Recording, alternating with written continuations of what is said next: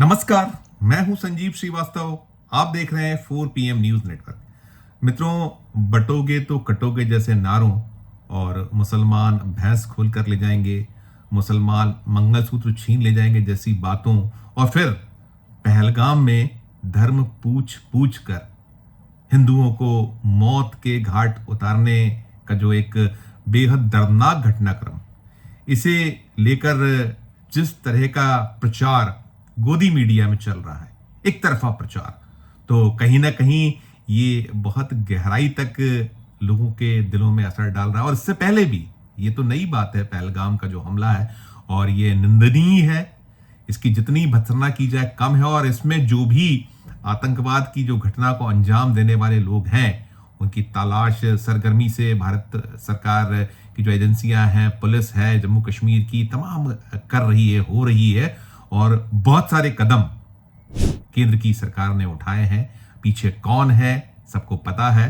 पाकिस्तान को सबक सिखाने के लिए जो कुछ हो सकता है उसके प्रयास, उसकी कोशिशें चल रही हैं, और तमाम राजनीति भी इसके बरक्स हो रही है। लेकिन ये जो मैंने कहा कि ये सारा कुछ जो बातें हैं, हम देख रहे हैं बीते 10-11 सालों से हिंदू और मुसलमान को लेकर जिस तरीके की तस्वीरें सामने आ रही हैं, जिस तरीके से एक सियासत बार बार होती है, जो घटनाएं हैं वो निंदनीय होती हैं। उनकी निंदा जितनी की जाए वो कम होता है, और करती भी है। और जितना मीडिया है, जो जिम्मेदार मीडिया है, वो बैलेंस करके रिपोर्टिंग करता है, हर चीज को, हर तस्वीर को, दोनों पक्षों को प्रस्तुत करने की कोशिश करता है, प्रयास करता है। और जो हमने सीखा है जर्नलिज्म में, उसमें यही सीखा है कि कहीं भी भड़काने की जगह उस मामले को जिस तरीके से जो आवश्यक है, क्योंकि भारत एक ऐसा देश है जहां अमन, शांति, एक सर्वधर्म संभाव, हमारा संविधान में भी सारा कुछ लिखा हुआ है, वो सब है। और इसी के अनुरूप मीडिया, जो जिम्मेदार मीडिया है, हमने जो सीखा है, हम तो वही उस दिशा में काम करने का प्रयास करते हैं। तो इतनी बातें मैंने इसलिए की कि कितनी गहरी जो एक ये जो सब चल रहा है, कितना गहरा असर मन मस्तिष्क पर लोगों कर रहा है। और जहीन शहीन लोग, पढ़े लिखे लोग भी इस पूरे मामले में पीछे नहीं है। एक घटना मैं बताने जा रहा हूं, बड़ी लोमहर्षक है। एक निश्चित तौर पर जो हुआ है, क्राइम है, क्राइम में जो लोग पकड़े गए हैं, उनको तो जितनी एक दंड जो कानून के अंतर्गत मिलना चाहिए वो प्रयास हो रहे हैं। पुलिस ने पकड़ लिया है। मामला लव जिहाद का है, राजधानी भोपाल का है। बीते सप्ताह भर से हमने कुछ रिपोर्ट्स आपको पहले दी हैं, दिखाई हैं कि यहाँ एक पूरा का पूरा एक जो है ग्रुप काम कर रहा था, जो भोली भाली हिंदू लड़कियों को, जो निकला हुआ है, सामने आया है, उन्हें फंसाना। और कुछ इसमें यह भी है कि गलत नामों का उपयोग हुआ है, जिस तरीके की पुलिस रिपोर्ट है। और जो सबके सारे के सारे जो आरोपी हैं, आधा दर्जन के करीब आरोपियों को पुलिस ने पकड़ लिया है, और सभी एक धर्म विशेष मुस्लिम समाज से हैं। और इसमें सरगना जो है वो पकड़ा गया है, और भी है। और इसके साथ साथ ये भी है कि इसमें एक अंतर्राज्यीय गिरोह के तौर पर, या एक अंतर्राज्यीय ग्रुप के तौर पर ये लोग काम कर रहे थे। इसमें पश्चिम बंगाल का भी एक युवक है, इसमें बिहार का भी एक आरोपी है, और इनकी जो है तलाश हो रही है। कुछ आधा दर्जन पकड़े गए। इसमें जो घटनाक्रम कुछ यूं है कि ये लोग एक जो कॉलेज गोइंग गर्ल हैं, उन्हें अपने झांसे में, अपने जो एक प्यार मोहब्बत में फंसाते थे, उसके बाद उनका दैहिक शोषण किया जाता। और उस दैहिक शोषण का भी जो तरीका है, बेहद बेहद ऐसा है कि उनके वीडियोस बना लेना, उनको ब्लैकमेल करना। और अब तक करीब 4 लड़कियां सामने आ चुकी हैं पुलिस की, जिन्होंने रिपोर्ट की है। और न केवल भोपाल बल्कि इंदौर में भी जो एक प्रतिष्ठित कॉलेज है, वहां इस घटना को इस तरीके से अंजाम दिया गया है। और एक के बाद एक लड़कियां निकल रही हैं। वीडियोस पुलिस ने पकड़े हैं।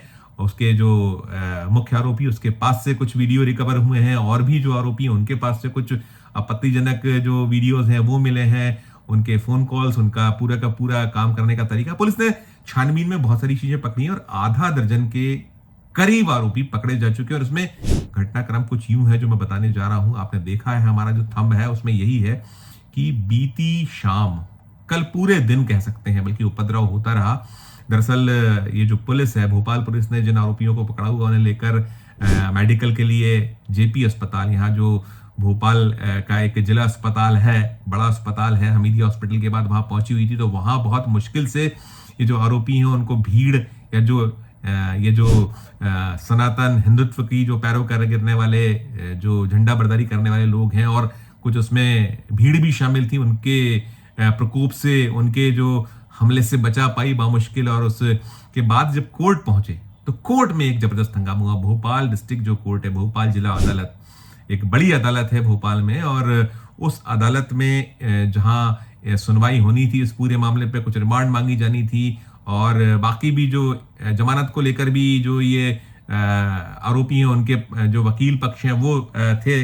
तो यहाँ एक जो कोर्ट है, उस कोर्ट में न्यायिक मजिस्ट्रेट आरती आर्या का कोर्ट रूम था। उस कोर्ट रूम के बाहर जमकर हंगामा हुआ, और हंगामे की एक बड़ी वजह क्या बताई गई जो निकल कर आई है वो चौंका रही। दरअसल ये जो मुख्य आरोपी है एक पूरे के पूरे इस घटनाक्रम में, वो एक भगवा दुपट्टा पहना हुआ था। इसे लेकर वकीलों ने जमकर आपत्तियां ली, और जैसे मैंने कहा कि पहले इन्हें अस्पताल में निशाना बनाने की कोशिश की गई भीड़ द्वारा या जो सनातन या हिंदुत्व के पैरोकारों द्वारा। उसके बाद जो जिला अदालत में बहुत हंगामा चला, नारेबाजी हुई, और जैसा होता है, यहाँ पहले भी हमने कुछ फुटेजेस, कुछ खबरें अपने 4 PM के दर्शकों तक पहुंचाई हैं कि वहां जब पहुंचे थे ये जो मुस्लिम एक जोड़ा जो था, मुस्लिम युवक था और युवती हिंदू थी, ये लोग विवाह करने पहुंचे थे, तब अभी एक 15 दिन पुरानी घटना, उसमें कैसे पीटा गया था, कूटा गया था, लात घूसों जूतों से पिटाई की गई थी, और बहुत जबरदस्त एक कांड हुआ था जिसको लेकर प्रतिक्रिया हुई थी कि जिला अदालत परिसर में ऐसा कांड। अब तो ये दूसरा जो मसला हुआ है, ये जो ये न्यायिक मजिस्ट्रेट हैं उनकी कोर्ट के बाहर हुआ, कोर्ट के भीतर भी कुछ ऐसे दृश्य बने जो निकला है पूरा का पूरा।